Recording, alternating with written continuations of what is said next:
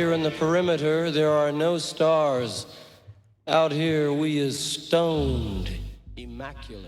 Hello and welcome. This is the C86 show. I'm David Eastaugh. As you know, we love a special guest. This week it's the turn of the writer and author Rob Tannenbaum, who I spoke to very recently to find out more about life, love, poetry and all that other groovy stuff, has just put together a compilation that's come out on Cherry Red Records, which is titled CBGB, a New York City soundtrack, 1975 to 1986. It's a 4-CD box set, which does feature roughly about 100 songs, actually. So we're going to find out more about that and also Rob's life. So after several minutes of interesting but casual chat, we get down to the exciting subject of the early formative years. Rob, it's over to you. I think I had three phases, and the first two were determined by technology. When I was growing up, I spent a lot of time, of course, in my parents' car, and their car had only an AM radio. So, if anybody is familiar with New York City radio stations, I grew up listening to WABC, WNBC, AM stations that just played top 40.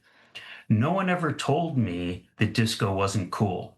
Nobody told me that soul wasn't cool. Nobody told me that Billy Don't Be a Hero wasn't cool. So I just grew up with this uncritical love of pop music. The second thing that happened, when I was 13, my parents bought me my first stereo. And they bought it at Bloomingdale's, which is a very typical thing for my parents to have done. It's a clothing store. So, yes. Of course, that's where they bought a stereo for me. And that had an FM tuner. I grew up about 40 miles outside New York City, and there were two fantastic progressive FM stations, WNEW and WPLJ. So that's where I started to hear, I guess what we would now think of as alternative rock and roll, or what for the time was alternative rock and roll.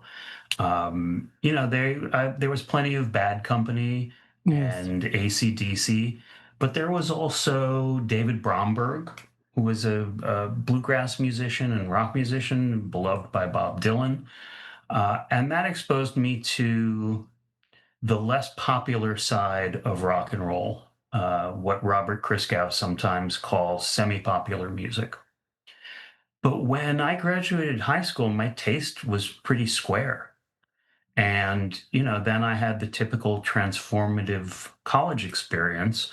My freshman roommate had a Ramones album, and I'd never really heard the Ramones before. And that set me down the path of debauchery and punk rock and new wave. Right, so that was right there. What period was this? Was this when the Ramones were happening, or a little bit after? Yeah, a little bit after, yeah. The sort of late 80s or 90s? Yeah. Right, that period. So were you a 90s kind of, was that your decade, the 90s? If I had to pick a decade, so I wrote a book about MTV, which started in 1981, and the book ends in 1992.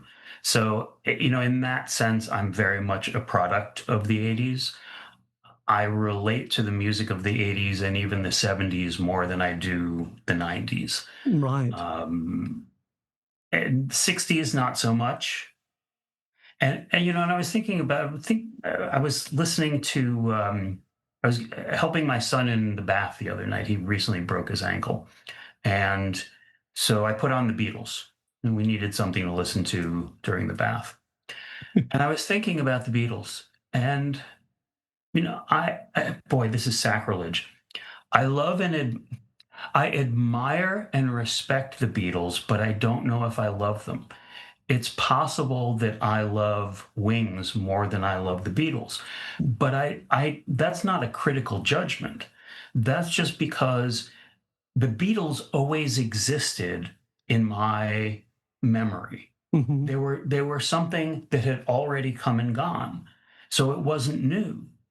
Music that is new when you're younger, I don't know if this is a universal feeling, David, but for me, The music that is new since I was paying attention to music is more meaningful to me than the music that predates my awareness of music. Does that make sense? Yes, absolutely. Yes, that's all there. I suppose it was almost like it was in the DNA, wasn't it, at the time? The Beatles. I mean, I did sort of I couldn't remember them, but my brother had a sort of Sergeant Pepper in about he must have bought it in about 73, 74. And Mhm. actually at the time it seemed like that was such a different decade and different period. And there was no sort of idea during the 70s that they might have ever reformed. I mean, they weren't even that No. old, and yet they were off there, obviously doing all their solo work. And he also had Band on the Run, which was a massively important record in my life because I thought it was so dramatic and exciting and lyrically kind of interesting. And I loved the album cover as well. But a bit like Sergeant Pepper, it was just like, this is Yeah. fascinating. You can spend ages looking at this. But yes, it's something like it's kind of relevant. I suppose it's the music that's being made now rather than it's like it's already there. I think there's also an element, for me at least, of a rejection of the hegemony of baby boomers. You know, you look at Rolling Stone's lists of the 500 greatest albums of all time, and it's almost like music stopped in 1975, or maybe okay, they love London Calling, so music stopped in 1980, Right. and I'm a little bored by that. I mean, it sounds terrible to say that you're bored by the Beatles, but again, that's not a critical distinction. Sure, the Beatles are one of the greatest rock bands of all time, maybe the greatest, but that doesn't mean that they're emotionally meaningful to me. Yes, well, that's absolutely right. I think it was like Lemmy once said, when asked, and David Bowie and Lemmy both shared the same year of, their birth.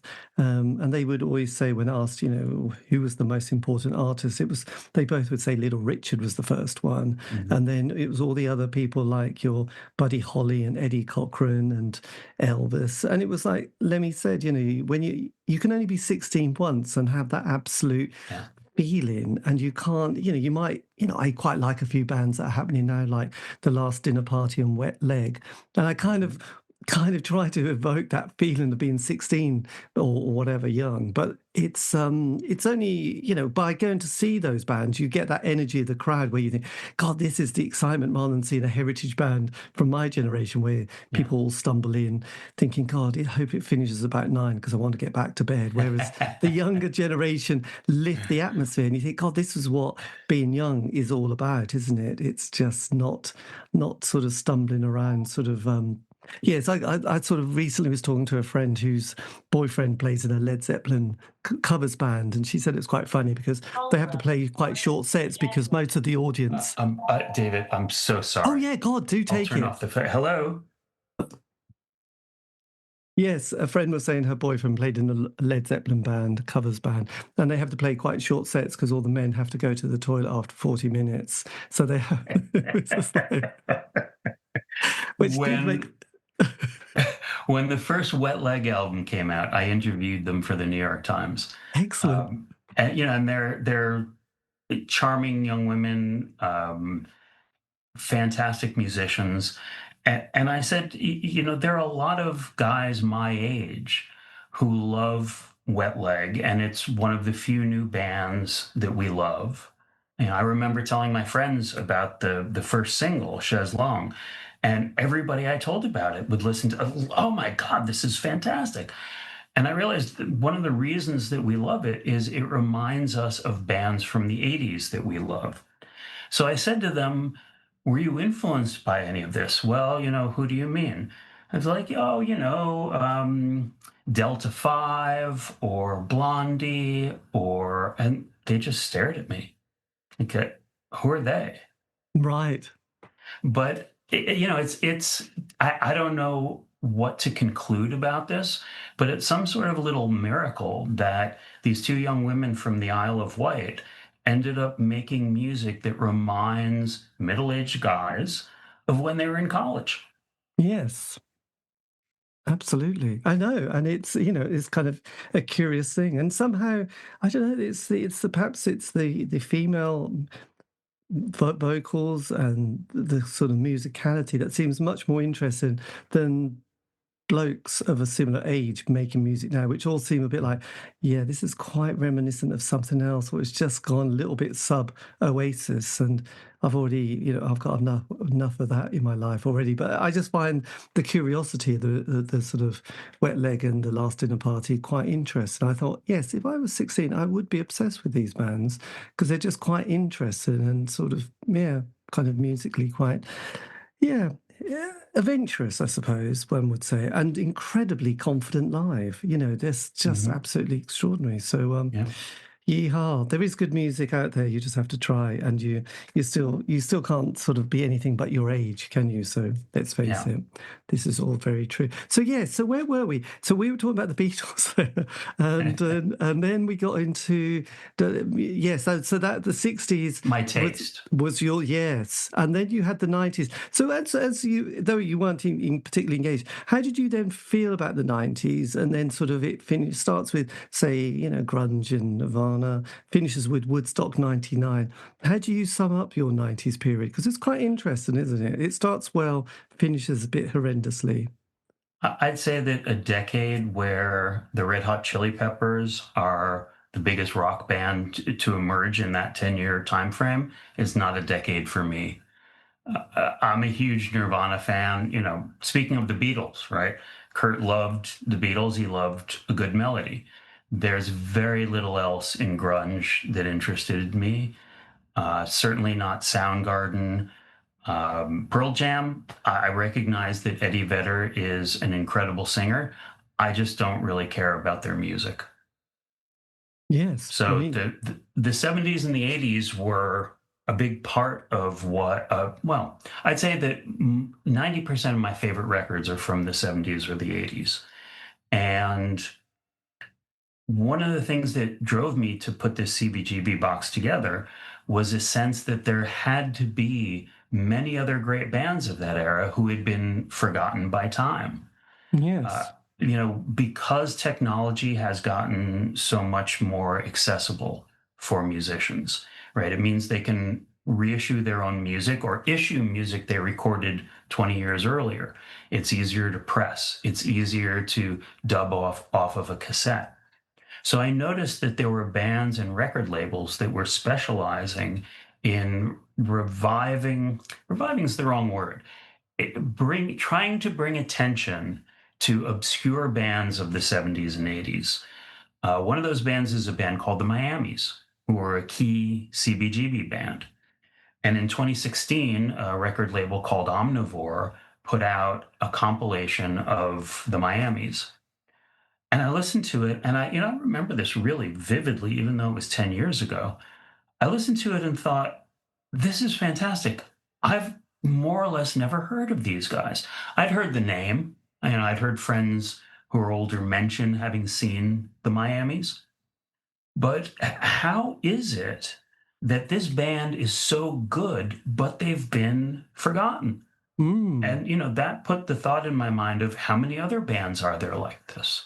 And it turns out that there were dozens and dozens of them. Yes, and yes, because actually what's happened in this country, I don't know what it's like, but Cherry Red Records are the people who are the go-to kind of record label who are great at compiling and creating these great compilations, because suddenly they did one on Manchester, which I think had 7 CDs. Liverpool had 5. They had Sheffield. They'd done Scotland. And they're always putting together these really fascinating collections of, kind of quite obscure, sort of selection of music that's kind of gone under the radar, really, haven't they? Yeah. Yeah. For collectors and music obsessives, I'd say. Yes, and then putting them in a tasteful sort of 4 CD box set with a great sleeve note and booklet. So just going then back then to CBGB's, or not even leaving that area, do you want to just give us a bit of a background of what New York was like in that 70s period? Because obviously it was very different back then, even though it was in our lifetime and probably only 50 years ago. It's almost incomprehensible how different New York City was. I grew up outside of the city, as I said, about 40 miles. My father worked in the city, literally around the corner from Times Square. And I remember walking around the city and thinking to myself, I'm never living here. this is disgusting. And now, of course, I've been here for decades. Never swear that you won't ever live somewhere, because you will certainly end up living there.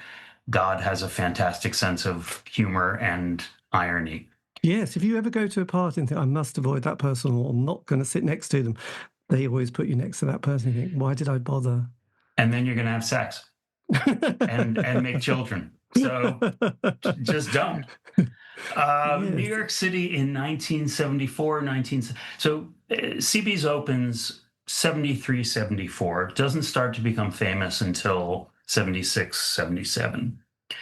And one of the things that allowed it to succeed was the absolute filth and poverty of New York City.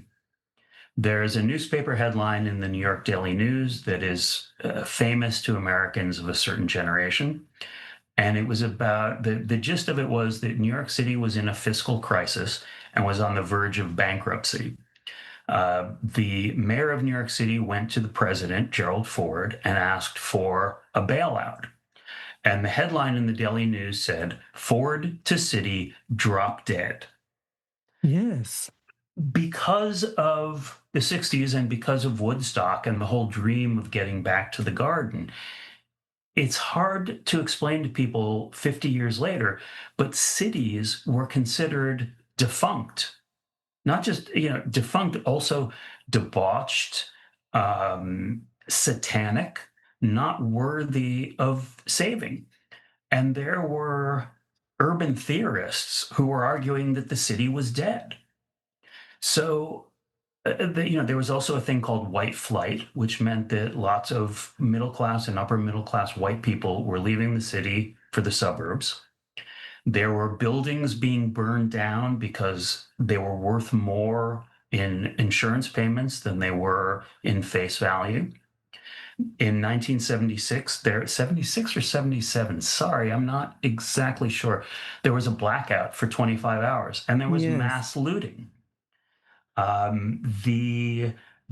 Because of the city's budget constraints, police were fired, firemen were fired, and the ones that remained were not interested in working very hard because they were disgruntled. So fires would burn for days. A building would get set on fire and it would burn to the ground. Crime was rampant. And all of that is terrible, of course. That was the stuff I didn't want to live through, but it was great for rock and roll. Yes. Because one of the things it meant was you could live in New York City in a decent apartment, and let's qualify what decent means, for $85 a month or $150 a month. Lydia Lunch, the singer, says in one of her books that if you were smart, you could live on $3 to $4 a day. And what this meant was you could have a job where you worked 10 hours a week and you could still pay the rent. And that left you plenty of time to write songs, rehearse with your band, do drugs. It was a very lawless city. And in some ways, just libertarian or libertine. Yes. Whatever you wanted to do, you were likely to get away with. It was cheap for artists, which it no longer is. And I think that economic factor, that dire poverty and near bankruptcy of the city, had a lot to do with setting the scene for how all of these bands were able to evolve at the same time. Yes. Part of it is simply flukish. There are great bands that arise all the time in different cities and in different countries. But because of probability, it just figures that a certain city is going to have a large number of them at the same time. That's how probability works. And probability favored New York. The idea that Blondie, Television, Talking Heads, the Ramones, and Patti Smith all debuted within a period of 18 months is staggering to me. And part of it has to be economics. And part of it, I guess, has to be sort of generational. But part of it also has to be random molecules in the universe. Yes. Well, it's interesting, isn't it? Because in the 80s, because I was doing the C86 show, I mean, when I started, I was an indie kid, I didn't realize there was so many bands. And it was like, my God, there are literally thousands of bands. And I think with the UK especially, there was so much unemployment, but there was very good unemployment benefits. So I think there wasn't plan B. There wasn't like, oh, we'll get a job. It's like, I don't think there is any work. There is no particular future for us on this front, but we can be in the band and we can do that. And when you're sort of between those ages of 16 and 20, you're not thinking too far ahead, are you? Let's face it. And I think it was just like, let's make the album. There was also things that helped that because there was a very good live circuit, and then you had DJs like John Peel. So somebody could get together, they get a record, they get a single. John Peel would give it a play, which was brilliant. They get a John Peel session, they get the first album, that's good. The transit van around the country, the second album going well. There was little record labels. We had 3 weekly music papers, the NME, Sounds, Melody Maker, huge circulation. So, these indie nights that you would have on a Monday, Tuesday, or Wednesday would always get a couple of hundred people, and that would be amazing. You could be on tour, you could go from Norman No Mates to suddenly on stage, and then by the third album and possibly on a bit of a bigger record label, the band all hate each other, they've been completely ripped off and they break up, but they've had that 5 years, 3 albums, and a great sort of lot of stories. And I think it's like, well, at least you've got something to show for it. And that's that concentration, like you said about those bands that you just mentioned, they all happened at the same time. But I guess people were just able to focus so much on Well, making a sound. there are two other things that young people have that I won't speak for you, but I no longer have. First of all, they're fearless. I know this now because I have an adolescent child. Your brain is not fully formed until you're in your early 20s, 23, 24, 25.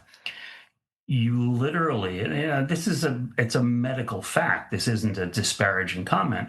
You're literally not smart enough to know exactly what you're supposed to be scared of. Yes. And the other thing is, you don't need much.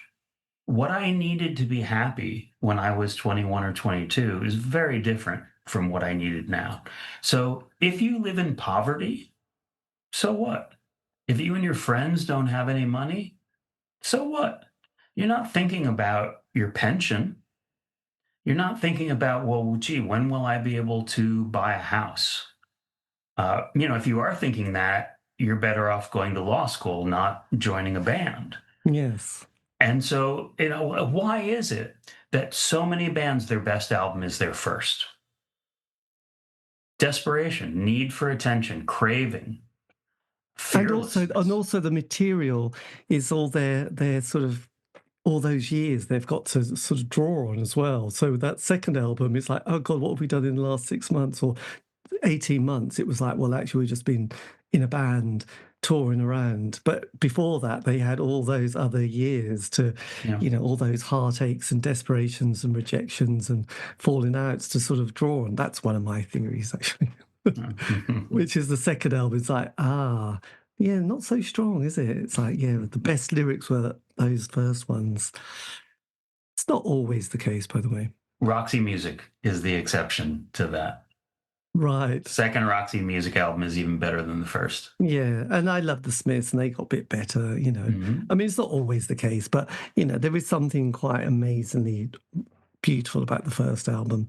When it's well produced, sometimes it's often not great because they haven't got the budget. But yeah, I mean but also I think there's that thing about why young people are making music. I think there's a sort of a naive arrogance as well, a sort of they haven't had the complete. They haven't been ripped off by a record label. They haven't had, their mates in the band stab them in the back, and they're in. Well, you didn't sign it, so you're not going to get any royalty checks. So they haven't had any of that. They've got an amazing arrogance and trust, and also that God, this is going very. Mostly people go, God, this has gone so easy, and it's been a bit like if you were on the stock market and you got on. You entered that world when it was going up and you'd think, God, I am just amazing. And then you realize there's a crash and you've gone with it as well. So you realize you're not that amazing. I think bands can be like that. It's like, well, we made a record, we got signed, we did a tour, we got a manager. it was that easy. And when they years later try and do it again, they think, no one wants to know us, do they? And it's No. like, yeah, it's just life, isn't it, really? But when that rocket takes off, it's just amazing. I think another factor is conviction. When I was 21, 22, 23, the things I believed, I was sure that they were true. And now I don't know how much conviction I have. Everything's, well, that's a pretty complicated issue. It's not exactly black and white. The developing brain, this is true for adolescents and post-adolescents. The developing brain sees things in terms of black and white. My son, who's 14, someone is always right and someone is always wrong. There's never two sides of a story. That doesn't come, I think, until your mid-20s and 30s. Yes, this is also very true as well. It does help sort of focus the mind on lyric writing or musicality, doesn't it, really? Being that sure and that committed, I think, is very good. So with CBGBs, do you want to just tell us how the club started as well, by the way, and the classic, what it stands for, and OMFUG, which is always very interesting. The full name of the club is CBGB and OMFUG. The CBGB stood for Country, Bluegrass, and Blues. OMFUG stood for Other Music for Uplifting Gormandizers. Gormandizers, I believe, is a word that Hilly Kristal made up. Hilly owned the club along with his wife and ran it for years and years. Country, Bluegrass, and Blues, CBGB, was the kind of music Hilly liked. Before he opened CB's, he had managed the Village Vanguard, which is, I would say, the most famous jazz club in the world. Hilly, on the day CB's opened, believed that the bands he would book would be country, bluegrass, and blues. That's what he was going to showcase in his club. And I went back old issues of the Village Voice and looked at the listings. And it was, for instance, okay, I would encourage your readers to look up a band called Quacky Duck and His Barnyard Friends. Quacky Duck, excellent. They were one of the first bands that repeatedly played CBGB. And they were sort of a novelty country act fronted by two sons of the jazz singer Tony Bennett. Right. Hilly believed that this sort of music, Hilly said later, I predicted that country music would become the most popular music in America. And I was right, but it took decades. So he had this club where he wanted to book jazz. I mean, he had very serious jazz musicians playing there. Rashid Ali, who is a free jazz drummer. If you went to CB's in 74, 75, you were more likely to hear jazz or Johnny's Dance Band, which was an R&B act out of Philadelphia. There was no punk rock. It wasn't in the club, and it certainly wasn't in Hilly's imagination. Mm. But this was a venue, and there weren't very many venues. It was also a venue where anything went, right? Here I've left out the most important thing, which is that it was on the Bowery, the most historically disreputable street in New York City. There are songs going back to the 19th century about how if you're on the Bowery, someone will rob you and kill you. These were pirate songs or not Navy songs, but right. People who worked on the sea. The Bowery was sea shanties, aren't they? Yeah, something like that. You would not want to be on the Bowery. It was what used to be called bums and drunks and degenerates. And plenty of people who played CBs in the mid-70s talk about stepping over prone bodies on the street to get to the club and not knowing if that person was dead or alive. Right. So it was a grimy and gross place where you could do whatever you wanted. And if you drew only 5 people, it didn't matter that much. There's a well circulated story that Joey Ramone tells of the first time they played at CB's. You had to audition at CB's before you got a gig. So the Ramones auditioned. And they did their usual set, which was probably 14 songs in 18 minutes. And of those 18 minutes, 5 minutes was because in between songs, they would fight over what song they were going to play next, or they would all start a song, but they wouldn't all start the same song, and they'd have to restart the song.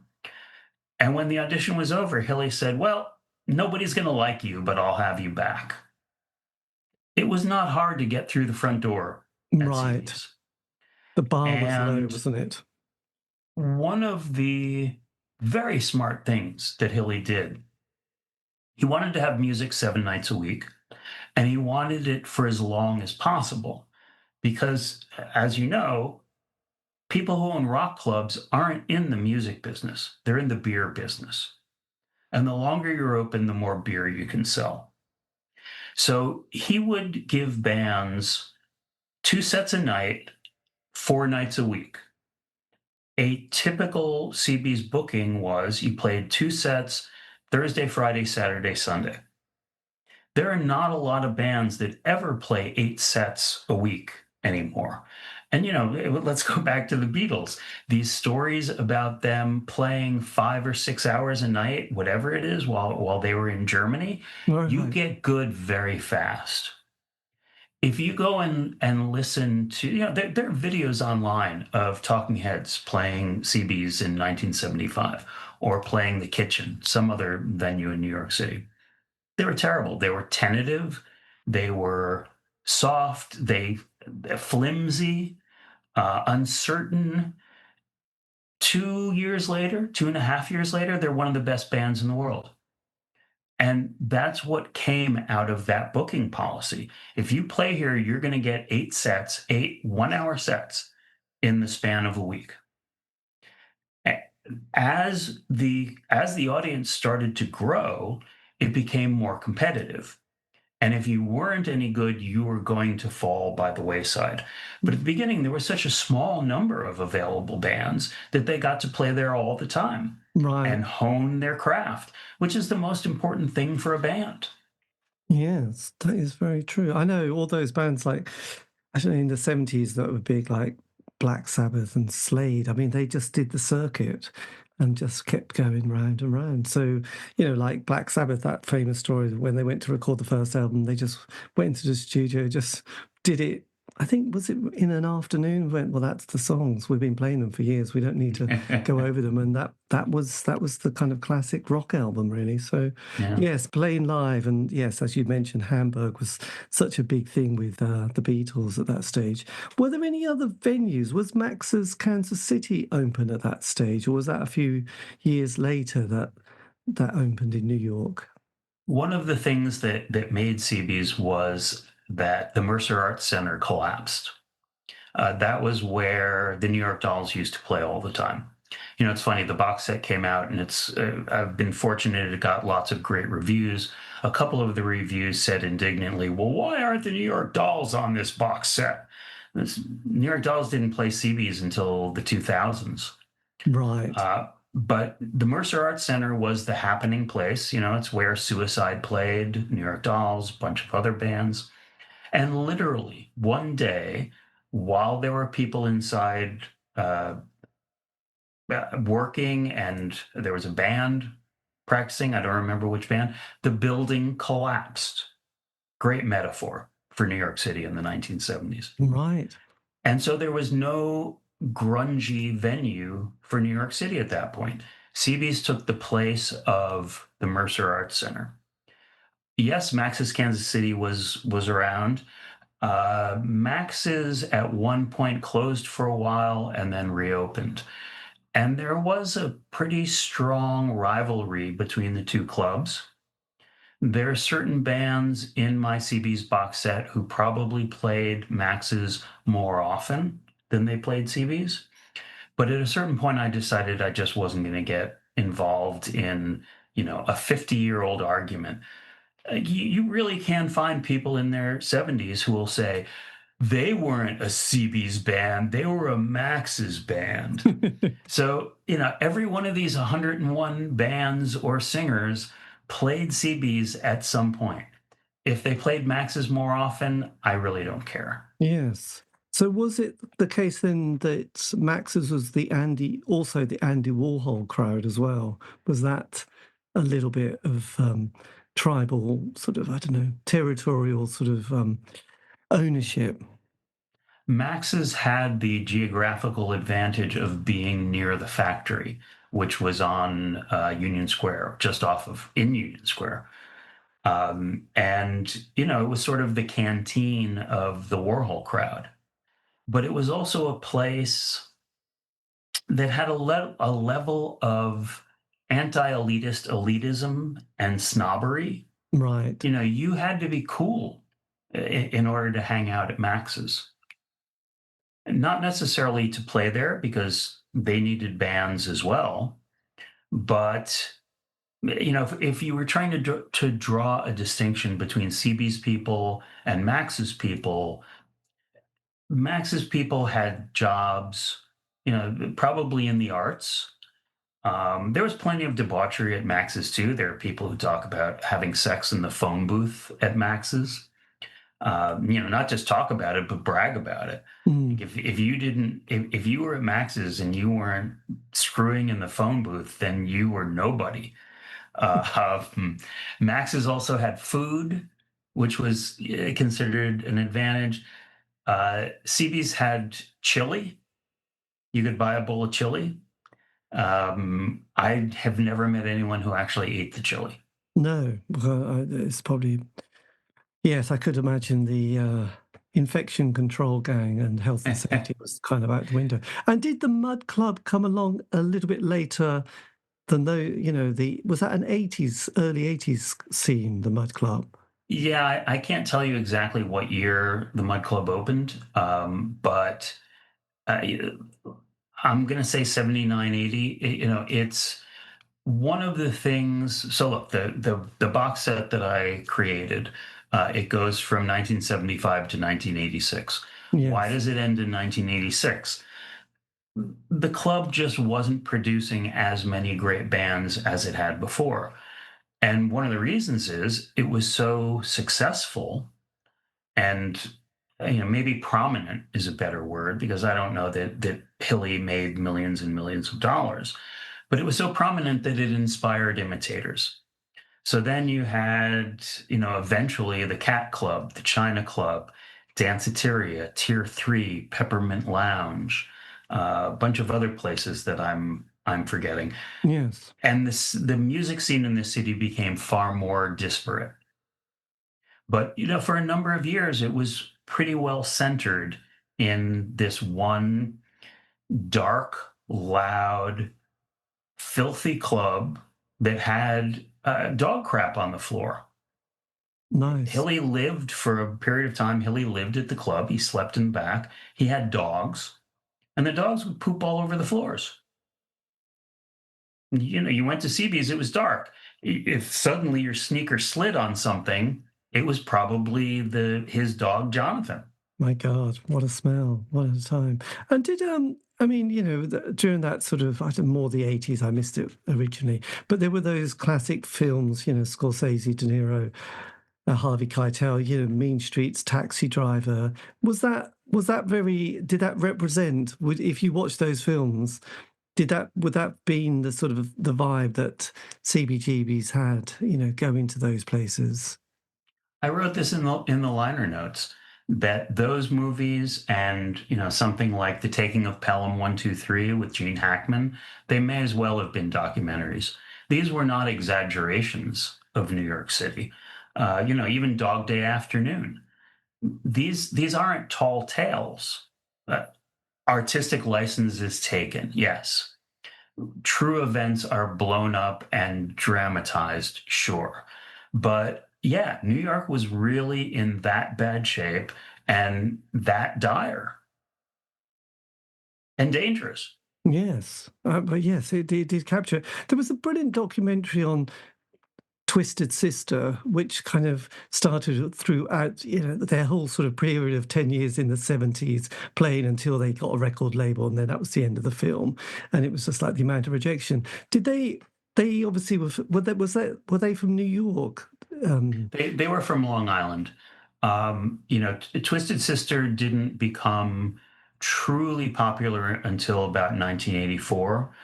And, it was funny to a certain generation of us who grew up near New York City because they used to play every godforsaken club in the tri-state area. And there would constantly be ads on the radio. I can still hear them in my head. Right. This weekend, Twisted Sister. And like it was just this joke that if you went to a club anywhere in New York, New Jersey, or Connecticut, Twisted Sister was probably going to be playing there. Now, if you went years back and said to somebody, this band is one day going to be the biggest rock band in the world, nobody would have believed it. No, well, absolutely. That was unbelievable. But there was those kind of stories about the mafia sort of and having issues to do with having equipment burnt out and vans being vandalized.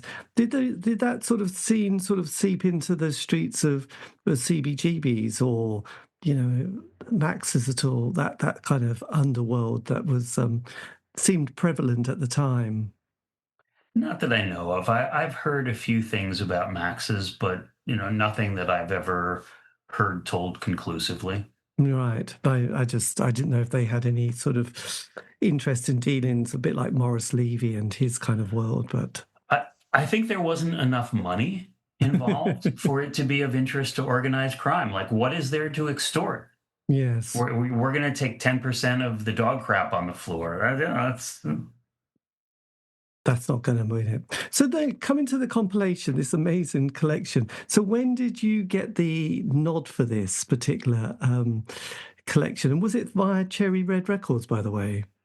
It was.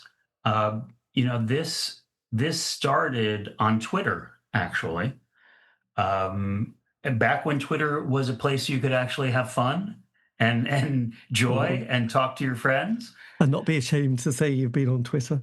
Exactly.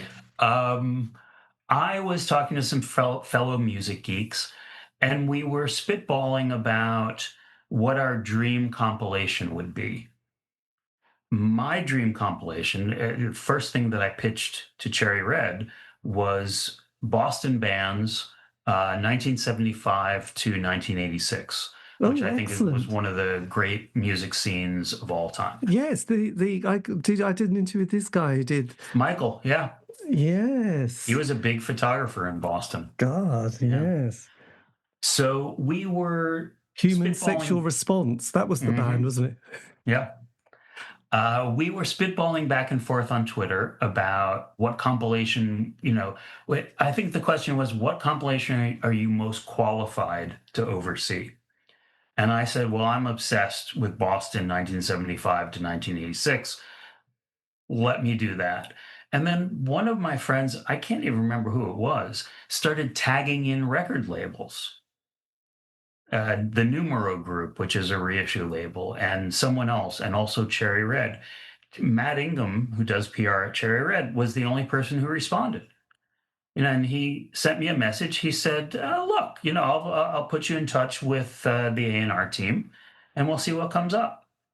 So I pitched them the Boston box, and they said no. And then, they said, have you got anything else? And I hadn't really prepared anything, but I have a longing for that period of New York City. There's no word in English. Maybe there's a word in German. Nostalgia for something you missed. Mm-hmm. It's that sense that you and I talked about of you look at old ads for clubs and you think, God, I wish I could have been there. Television and Talking Heads are two of my favorite bands of all time. And I saw Television eventually. I saw Talking Heads eventually. But I wished that I could have seen them at CB's. I regretted the fact that I was essentially too young to have gone. And, when you're trying to put together a compilation, I didn't know it was going to take me 3 years to finish, but that it has to be something that you're avid about. And I knew that I was avid about CBs and exploring it. I think, I had recently heard this compilation that I mentioned to you by the Miamis. And so just sort of off the top of my head, I said, what about CBGB? And they said, yes. Blimey. What a dream ticket. Yeah. And that's a dream project, isn't it? So then did you feel an amazing amount of responsibility thinking, oh God, this is going to be quite interesting, isn't it? I could, because, we used to grow up doing mixtapes, especially when you fancied a woman or girl or Hmm. whatever you fancied, really. But yes, the mixtape was one of those things you'd spend weeks doing, and then they probably never played it. But my God, you put so much meaning into it. So was it like having to put together the most kind of delicate, fragile sort of mixtape that you knew was going to go into the public consciousness? I think harder than that, because with a mixtape, you're mostly working from what you already know. I knew that there was a massive gap in my knowledge of these bands. So, like right now, I'm looking at the track listing, and the first 10 bands on disc one, I had heard of two, three, four of them before I started this project. So, I had a process for this. I would go online, I would look at old issues of the Village Voice, see who had been playing CBs, write down the name, then go on Discogs, the website. Did this band ever record? If I Right. knew that they had recorded, I would go on SoulSeek, which is a semi-legal file sharing service, and try and download their record. And I still feel like I didn't do a good enough job. I still feel like if I had had another year, I could have found another 4 or 5 incredible bands. At a certain point, you run out of time. But of the 101 artists who are in the box set, I probably had heard of 40 of them. So part of the pleasure of doing this, part of what I got out of it was learning about more great bands I hadn't known before. I think people who love music share, we all have different tastes, but I think we all share this sense of somewhere out there, there's a band I haven't heard yet, and maybe I never will. And that's a tragedy because they would have been my favorite band of all time. Yes, I this is wish that true. if we could put 25 hours in a day, I'd be happy because I'd have an extra hour to listen to music. The time that I spend not listening to music is a tragedy to me. This is So true. there's music that I just didn't get around to hearing. Bands that, maybe deserved to be on this box set, or whose songs weren't on SoulSeek. And, I can't put them in the box set if I can't find their music. There are lots of great punk bands, new wave bands that recorded one self-released 45, and it's nowhere to be found. The Yes. band owns a copy, their parents have a copy, their high school girlfriend has a copy, but you're never going to hear it. This is so true. So did so was there a lot of licensing that you were going through collecting this collection and then thinking, right, this is great, and then having to give it to Cherry Red and just say, I'd like to put this on, and then their team have to then go and find the publisher and then get the rights and get a master copy? How does it actually work? Yeah. Well, this is something that I hope people will understand about compilations. And, I admit I didn't understand this before I made one myself. I've had people say to me, so there was a band called The Shirts. The Shirts were they were from Brooklyn. They were one of the first New York bands to become very popular at CBs. And The Shirts recorded, I think, 2, maybe 3 major label albums. So people have said to me, with their nose in the air, the Shirts aren't on your box set. How could you leave them out? If the Shirts aren't on it, then it's not definitive. Yes. And I can't trust you. Tried to license a song by the Shirts and was turned down. I maintain that all four of these CDs, 101 songs, there isn't a bad song in the bunch. But I could have easily put together a killer fifth CD if I'd been able to license everything I wanted. Right. And that's part of what took so long.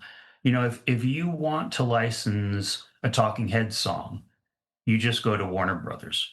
And Cherry Red has a relationship with Warner Brothers. So Cherry Red can say, hey, Warner Brothers, we want Talking Heads and the Dead Boys and Ramones. And, you give them a list of 12 bands that were on Warner Brothers. And within a couple of days, Warner Brothers says, yeah, okay. And that part of it is done. Right. But when it came to licensing, pick a band at random here. Pure Hell. Oh, yes. Fantastic black punk rock band. Oh, yes. He appears on that, doesn't he?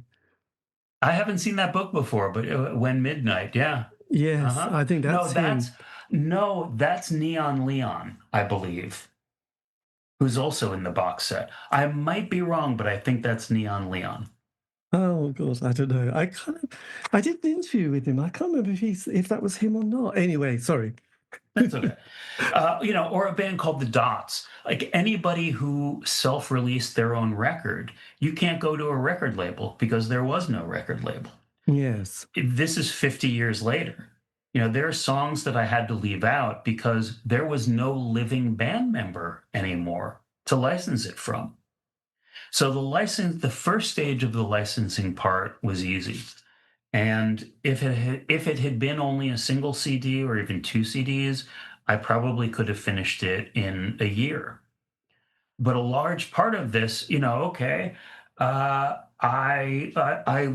take LOK, had a song called Funhouse, no relation to the Stooges song. Right, Funhouse. yes. Previously unreleased on CD. I'd never heard LOK before. I saw their name in a club listing. I checked on Discogs. I saw that they'd released a 45. I was able to find it on SoulSeek. Great. But now I have to figure out how to license it, which means trying to track down a band member.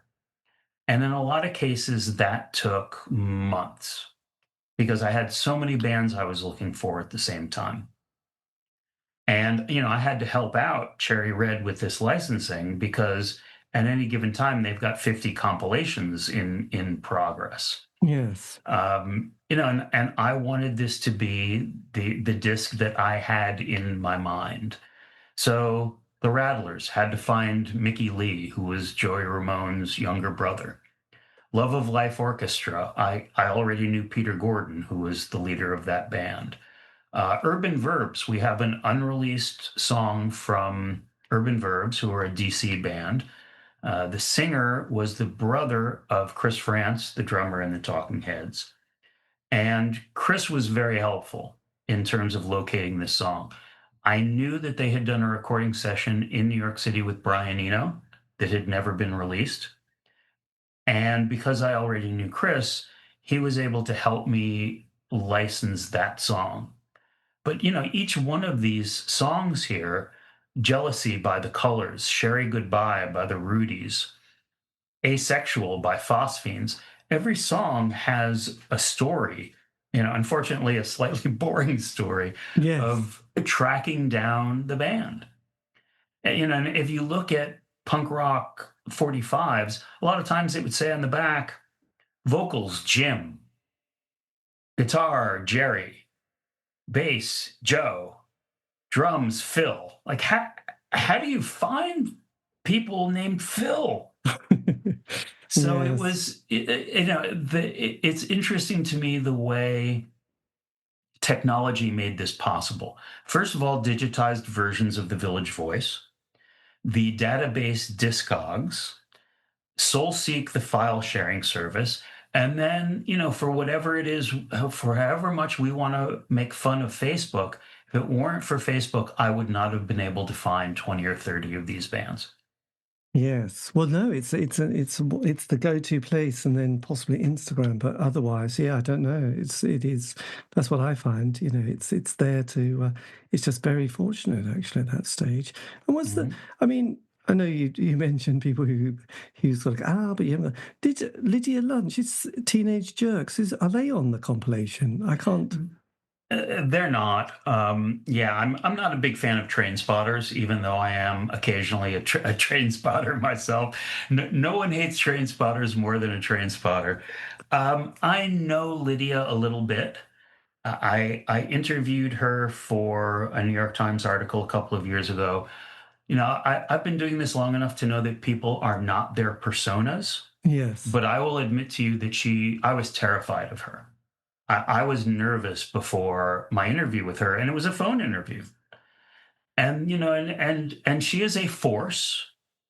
And in the course of the interview, I think it was after the formal interview was done, we kept talking, and she's a lovely person. There was something a project I'd been considering that she encouraged me to do and offered to help me on. And we stayed in touch. I wanted to license a song by her earlier band, Eight-Eyed Spy. They had a song called Sorry for Behaving So Badly, which to me just really sums up punk rock and no wave. I had a few email exchanges with Lydia's manager, and unfortunately they declined. I won't, out of respect for her and her manager, I won't get into the reasons why she declined, but there are people who said no. Not just major labels, but somebody who just issued a 45. This is funny. I was turned down by Hilly Kristal's estate. So Hilly was a musician. Right. And he issued a 45. I'm not going to do this off the top of my head, so bear with me, please, while I Google this. Yes. I wanted to license a 45 that he had recorded and released. And we sent the standard licensing agreement to his estate's lawyer, and they turned us down and said, we would need significantly more money than this. The song is called Man of the Sky, and it was released in 1962 on something called Primary Records. I can't say that it's good, but it is historic. Yes. And it does speak to what Hilly's instinctive taste was. One of the things he deserves credit for is he didn't set out to start a rock club, but when it turned into a rock club, he accepted that. So with licensing, there were I could have made a fifth CD of license requests that were turned down, and probably a sixth CD of great songs where I was never able to locate a band member. Right. Yes. What is it? Well, it's interesting because there was a club in Norwich that became quite famous for the punk scene in the late 70s, early 80s, called the Jacquard, and that was started by two brothers, Tony and Albert Cooper, in the 60s, who wanted to be folk and blues. That was and jazz. They loved that. But obviously by the mid 70s, it wasn't making any money. So it's kind of a very similar background. They wanted to put on, trad jazz and blues and Burt Jansch and people like that. And they wanted to have that purity, but obviously there wasn't the audience for it. And at the end of the day, someone else took it over and said, I'll just put some punk bands on, and suddenly they got people like Jane County, and you think, my God, again, it probably only held about 50 to 100 people, but, I've seen those sort of photographs of the dead Kennedys playing in these places. So it's interesting that the, CBGB's also started with that. And then so that was just interesting to me, not that fascinating. But then, so you get the sort of record that you want and possibly the vinyl, then how do you, and it's never been on CD, then what's the next process to sort of make it, digitize it and sort of get it sort of either remastered or cleaned up? In some cases, the record label can provide it. That's part of Cherry Red's relationship with Warner Brothers or CBS. You license the song, and will you please provide us with, probably a WAV file, WAV, Yes. of the master recording. You can't use lossless files.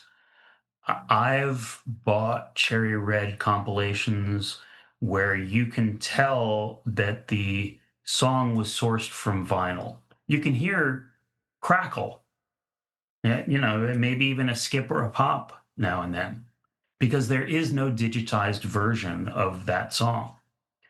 And I know that for some of the bands, where it says previously unreleased on CD, Instant Love by The Heat, the band did not have a copy of their own song. They had no digital copy of it because it had never been digitized. So I had help from a few friends of mine who have great stereo systems and, are music business professionals. And I would say to them, if I get a mint copy of this song, would you digitize it for me? And they did. Cherry Red also handles a lot of this. Sometimes a band would say, look, I don't have a digital wave file. I do have a pristine copy of the record. And for $100, if you'll cover the cost of $100, I can have my engineer friend digitize it and clean it up, and it'll sound good as new. Right. That's very handy, isn't it? Yeah, absolutely. That is nice. I know, I just love, the project just sounds absolutely fascinating. And then obviously writing the sort of the notes and then sort of the individual pieces and all the really beautiful graphics of all the sort of the sleeves as well. That has been so well done. So when did you start writing all the bits for the individual tracks on this collection? If I wanted to be slightly pretentious about it, I'd say that I started decades ago. Just in the sense of developing my adoration of these bands.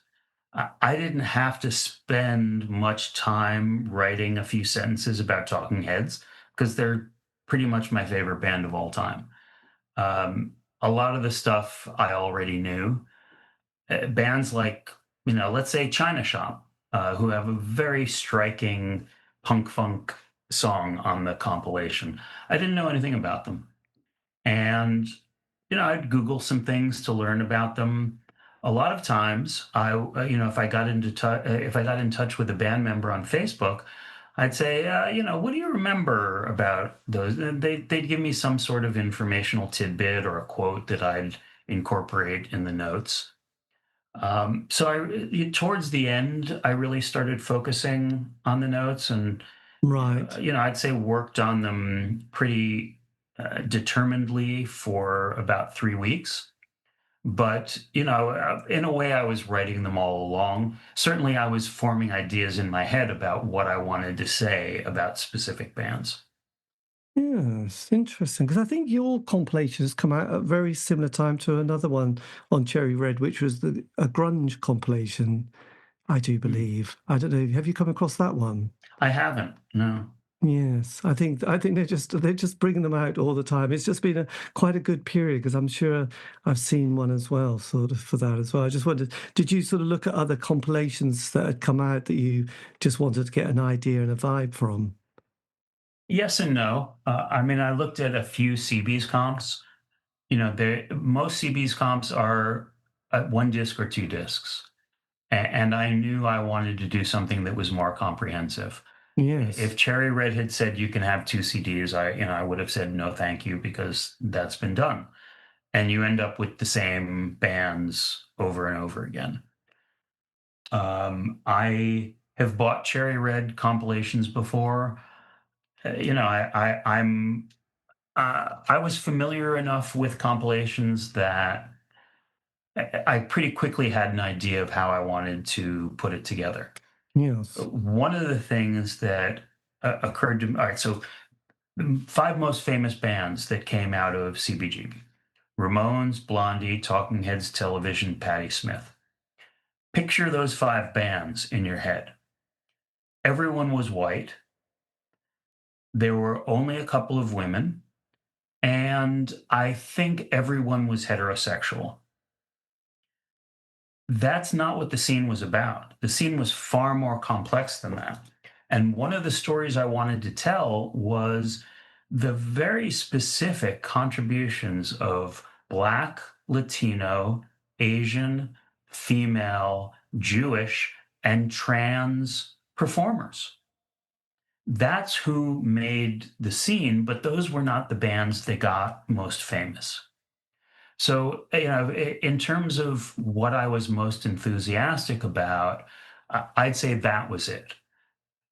I had an eagerness to find Black bands or singers, any band that had Latino members or Asian, that felt like a big victory to me because I knew from older friends of mine who'd been there, that that's what the scene was. It was very integrated. It wasn't just straight white men. That's who got the glory. That's the artists who are now remembered. Yes. But that's not what was going on at the time. Yes, it's interesting, isn't it? It is, I suppose. So, is that where it slips into the no wave kind of tag that comes out that Sure. people mention? And also, you talked about the sort of musicality and a certain amount of jazz and world music that came in as well, and avant-garde scenes. But there was also labels, weren't there, like Z Records, which was probably quite critical to the scene of being a place that was going to release these kind of collections and people's records. So that must have added a certain flavour to the New York kind of underground. Yeah, there's some no wave in the box. Lydia Lunch, who you mentioned, tells a funny story about arriving in New York City and going to CB's and seeing the Ramones. And she hated the Ramones. Plenty of people hated the Ramones, but she didn't hate them because they couldn't play. She hated them because they could play too well. Right. For her, punk was, people say this now about the Sex Pistols. They played too well. Okay. I don't know that there's such a thing as plays too well. It's good or it isn't good. And it has nothing to do with whether you play well or not. But, inevitably, punk rock created this subgenre or reaction that was punker than punk. And so the box set goes through a lot of different styles of music. Obviously, there's punk rock. There's what used to be called street rock. In 1974, 1975, nobody was referring to punk rock. It wasn't a term that was in common parlance. What bands like the Harlots of 42nd Street or the Magic Tramps, if you put them in a category, they were called street rock. Right. So there's street rock, there's punk, new wave, post-punk. There's funk in here. There's a little bit of jazz. There's some soul and R&B. There's a huge amount of power pop. Right. People think of CB's as a punk rock club, and certainly it's the club where punk rock was invented. I say in the liner notes, the Ramones invented punk rock. You can argue all you want. I don't care. You're wrong. There were plenty of antecedents. The Ramones had plenty of influences. But when we talk about punk rock, the sound we're talking about is not the Stooges. It's not the MC5. It's the Ramones. But the club went through stages and phases, and I did my best to plus hardcore. Right. CBGB became, so by 1979, pretty much all of the big bands that were associated with CB's had outgrown the club. I don't remember the exact year of the last time Talking Heads played CB's, but it was probably late 77. So all these bands that come up, that debut in 75, 76, by 79, they're gone. Right. And now there's a gap. And one of the things that fills that gap a few years later is the hardcore shows, hardcore matinees on weekend afternoons with 6, 7, 8 different bands, all ages shows, with just ecstatic moshing going on. Not a scene that would have interested me, but a pretty big part of the club's history. Yeah. Yeah. So even though, like you said, punk rock club, CBGB, that's the association of it, but there was far more power pop going on at CB's than there was punk rock. Right. But it's interesting because you've got the Beastie Boys there, haven't you, on disc 4? So that's Yeah. kind of interesting because I can remember when they came along. I seem to remember John Peel playing "Hold It Now, Hit It." I think that was the song title. I can't quite That remember. was, I think, the first record they issued on Def Jam. But before that, they were a hardcore punk band. Right. And this was their pre-rap. Yep. Oh God, this is very interesting. This is very interesting. Yes, well, that's quite amazing, really, isn't it? I mean, was there also just I'm kind of interested in, I suppose, scenes. Was there a particular studio that people would use in New York? Because there was Martin BC, wasn't there? BC Studios that came out in about, I don't know, the late 70s, early 80s. Was there any other places that people would all gravitate towards for recording and producing records and engineering records? There were a few. By the way, I recently watched, I think it was on YouTube, an interesting documentary about Martin BC and BC Studios. There was a studio, I think it was called Blank Tapes, which was run by a guy named Bob Blank, who at some point got his own compilation. There were producers who were pretty commonly used. One of them was Craig Leon, who produced either the first or the second Ramones album, and also some other CB's bands. Genya Ravan, who's on the box set, she was probably the oldest person at CB's. She had a career dating back to the 60s. She had the most music business experience of anyone in the club. And she produced the first Dead Boys album. Right. And she tells a funny story. Her family fled Europe, I think, just before the Holocaust. And she's producing the Dead Boys. And this is in the CBGB movie. It's a scene in the CBGB movie. They come into the recording studio and they're wearing T-shirts and leather jackets with swastikas on them. And she says, you are going to go outside and you are going to take those things off, or you are not going to get a record. I'm like, what's the big deal? It's just like this cool emblem. And she had to explain the Holocaust to them. And after she had explained it, and they took all of this stuff off, she said, "Okay, now we're going to order in bagels." And they said, "What's a bagel?" So it takes all kinds to make a great rock club. The level. Look, there were layers or levels of recording studios in New York. Some of them were extremely expensive, right? That's where the pros went. But if you were, Glorious Strangers. Well, Glorious Strangers kind of doesn't count because the drummer became a very, very accomplished producer. But if you were China Shop again or Disturbed Furniture, you couldn't afford to go to one of the $100 an hour studios. Electric Ladyland. Right, yeah. You went where you could afford, where you could get a deal. Yes. Or maybe, there are stories that bands tell. Like, we knew a guy at Electric Ladyland, and we would show up at 1 a.m. when they were supposed to be closed, and we'd slip him $20 and he would let us come in and use the studio for 4 hours. Right. You did what you had to do with what little money you had.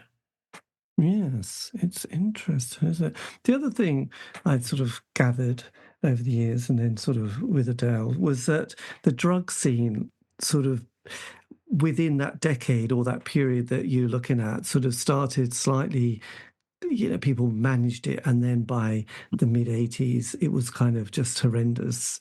There was just too much. And also AIDS. So it's kind of interesting that that's also within and around the sort of the music and cultural scene, really, isn't it? Sure. Drugs took their toll eventually. Certainly AIDS did. AIDS decimated the artistic community in New York City. Also gentrification. What $100 bought you in 1974, it couldn't come close to buying you in 1986. The city started to turn around, and it changed from a city controlled by artists and weirdos to a city controlled by politicians and bankers. Yes. Definitely not a change for the better.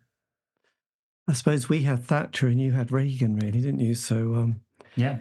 they got very excited during that period. So yeah, it's kind of interesting those kind of different layers and different things that sort of shape it. And also production started to change. I mean, the mainstream chart sound during the 80s, I just couldn't bear, that Trevor Horn overproduced sound that you just thought, oh my God, not another one of those kind of gated reverb drums that just felt very sort of, yes, it didn't feel very soulful. It did seem like it'd been made by AI machines, really. So, and this was You and I 40 may years. have to, we may have to fight, David, because I love Trevor Horn. I think he's a genius. Well, the funny thing is, I'm being curious about the 80s. I did an interview with a woman from a band called Dollar, who were this very funny Yeah. little couple. And she said, yeah, that was her. She asked Trevor, and he said, well, I've never produced anything. And she said, no, but I like what you've done. Could you produce it? And so she was the kind of that catalyst that Trevor Horn sort of then shaped the 80s, really, didn't he? It Gave was him a like you had career. in the 60s or 70s, you had Mickey Mouse, didn't you? And that sound that he created, or Phil Spector. It's amazing how a producer can just have that zeitgeist moment in their life. And you think, yes, give me that sound. And then it's like, We may not agree on the quality of Trevor Horn's music, but I think we'll agree that he had a sound. definitely had a very distinct sound. And I did love ABC, the first album, and, Frankie. I think it was more.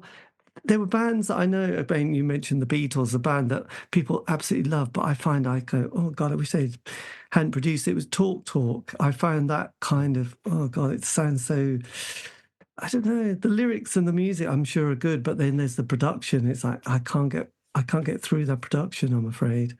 Was it too gauzy for you? It was.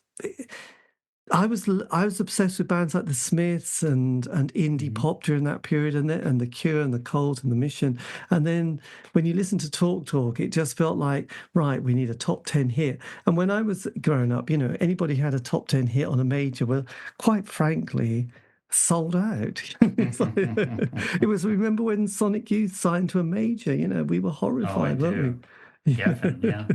It was existential. So it just felt like, yes, you want a top 10 hit and you want to get on MTV, whereas I wanted angsty young people feeling insecure and having a crisis, and watching those films like Betty Blue and I don't know, Rosalind and the Lions, Wings of Desire. You had, is the Lizard Kings on your compilation, or is John Lurie on any of the tracks?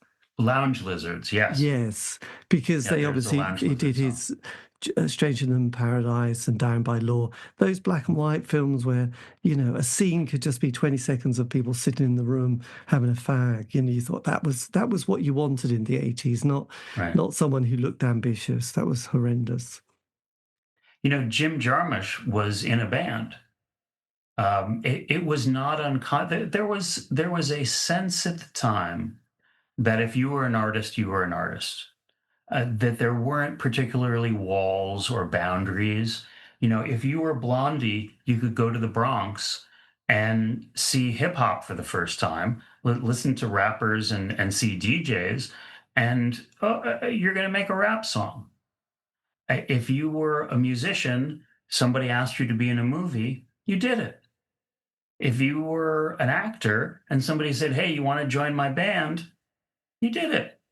So Jarmusch had a band, a band I didn't love, and probably could have easily added to the box set, but there wasn't.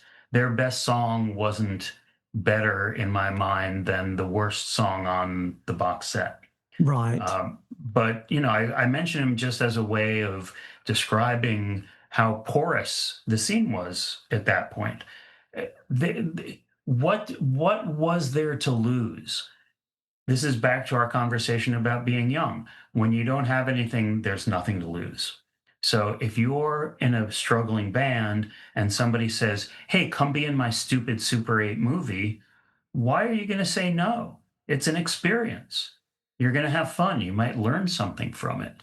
And you Yes. never think that 50 years later, people might still be watching these movies. Well, it was interesting because obviously this Adele Berthet had sort of also slipped into starring in lots of films. What's the one that she taught? Born in Flames by Lizzie Borden, which has become a cult classic, and another one made by, is it Vivian Dick, which was, I did watch some of it, and it was very handheld and it's of its time. But again, yes, you're right. I think people just went, yes, I'll be in a film and I'll be in your band and I'll do Lydia something. Lunch. Lydia Lunch was the star of several Beth B movies. Debbie Harry was in a couple of movies by, oh, shame on me, I'm forgetting his name. Amos Poe, who died recently. I think died Right. 2 weeks Oh, ago. yes, of course. Yes, that was amazing. It was a very amazing, actually. Well, look, thank you ever so much. This has been amazing, and loved. I do, as I said, these collections that people put together because, again, it's a bit like listening to the John Peel show. I used to always record it on my trusty TDK D90 cassette because actually, when it's all new, it's just like, God, that's just too much to digest. You need to sort of play a bit, digest it, play it again the next day, and little moments start to pop out. And you think, oh yes, that's all very interesting. Yeah. But yes, there's a lot of work to be done on this, isn't there? A lot of listening because, like I just love that eclecticness that John Peel used to have, and with this compilation, it's all over the place, which is kind of what I prefer because at least the brain and the you could just kind of hear different things. You're not going to get too bogged down on. Like if it was just a hardcore sound, it would just be too much, really. There are lots of different styles of music on the box set. As I said, I don't think there's a bad song on it, but I can say, and look, I don't get royalties, so if people buy it or don't buy it, it doesn't really benefit me. But I will say that if you don't like the song that's playing, you'll like the next one. Yes, it's always good. No, it's been brilliant. Well, look, thank you ever so much for your time. I'm glad this all lined up quite easily. That was good. Thank you, And David. I'll keep in touch, and I'll also keep in touch with Cherry Red as well. And yes, it's been brilliant. And what have you got any other your next project, or have you thought For of Cherry anything? Red, no. We haven't discussed what I might do next. Yes. I wonder what a Max's Kansas City compilation would be like. There have been a couple of Max's compilations. Oh yes. In a strange way, it's been done more thoroughly than CB's has. Look, I'm still hoping that someone will let me do that Boston box set that I've been dreaming about. Maybe if Yes. this sells 1 million copies, Cherry Red will feel an obligation to let me do it. I think they will. I think they will. They're very easy on that, aren't they? I mean, there's been a lot of compilations over the last 5 years, and this period though has been kind of the young kids like it, the older kids like it, or the retired people with their sort of inheritance like it. So I don't know. I think lockdown sort of made people sort of look back at certain periods and think, what else happened in the 80s or the 70s, which isn't always the narrative that we get told quite close to when it happened. I found the 80s it was like that wasn't my 80s, and then suddenly other Mm. people, and you must have seen all these, but everyone's putting out books at the moment, aren't they, and documentaries and films and exhibitions. There are so many people writing their memoirs, and I think it's good because it just gives another voice to a decade and a scene that Yeah. you think, oh, that's interesting. And sometimes people write it saying, well, I liked their book, but they didn't really mention women, but the women played a Yeah. massive part in it, so I need to write my book on it. So I think it's important, really. So Absolutely. that's my point. Anyway, look, I will check out your book on, is it MTV, you said? MTV. Yeah, it's called I Want My MTV. the uncensored story of the music video revolution. I always find it fascinating. I couldn't work out why A Flock of Seagulls was so big in America. And it was like, oh my God. It was because they didn't have many videos and they just kept playing, I Will Run. And it was like, They were a pop song. Yeah, they were a pop band. They had hooks. They had a video. They did, and they had a haircut. They had a very big haircut. I know, but it is amazing. I will check out the book. It'll be interesting. Good. Okay, look, have a lovely day. Take care. Thank you, David. Thank you for your interest in the project. Yeah, take care. Thanks. Okay, bye-bye. Bye-bye. And that, dear listener, is the end of the interview. A massive thank you to Rob for giving me the time for that. This has been the C86 Show, David Eastaugh. If you want to contact me, you can on any of the social media platform sites. Just do C86 Show. The compilation is out on Cherry Red, CBGB's a soundtrack. Anyway, have a great week. Stay safe.